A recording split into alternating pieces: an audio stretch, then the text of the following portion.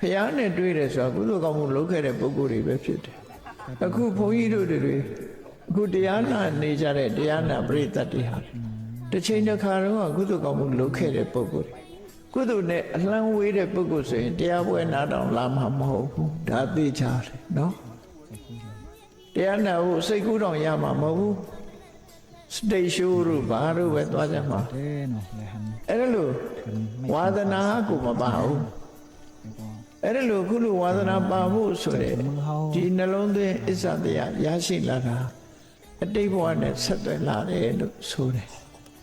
ပြီးတော့တရားကိုနာယူနိုင်တဲ့အသိပညာရှိဖို့ဆိုတာလေတာမန်နဲ့မရဘူးတရားပွဲမှာလည်းပဲရည်ကြရီပြောပြီးတော့တတော်သောရည်ရမှကျင့်တဲ့တရားမျိုးပဲသွားမှာပဲနော်အခုလိုတရား6ဆိုတာဘယ်သူမှမနာတရား6ဆိုတာအာယုဆိုင်ပြီးတော့နားထောင်ရတယ်နားလဲအောင်နားထောင်ရတယ်ရည်ကြလည်းမပါဘူးမောစရာလည်းမပါဘူးဘုဟုထုလည်းမပါနော်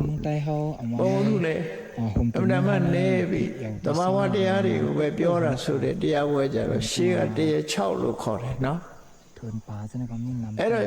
မြန်မာပြည်မှာလည်းရှိကတရားတွေခေါ်ကြတယ်ရှိစရာမောစရာပုံတို့ပတ်စဟာတာတွေနဲ့ဆိုလို့ရှိရင်တဝါဝါတဟာဟာနဲ့အပြင်းပြေတာပေါ့နော်တရား6နဲ့ရင်တော့တဝါဝါသန်းတာပဲဖြစ်နေမယ်ရှိမှာတော့မဟုတ်ဘူးတန်းကျင်တဲ့စိတ်တွေနဲ့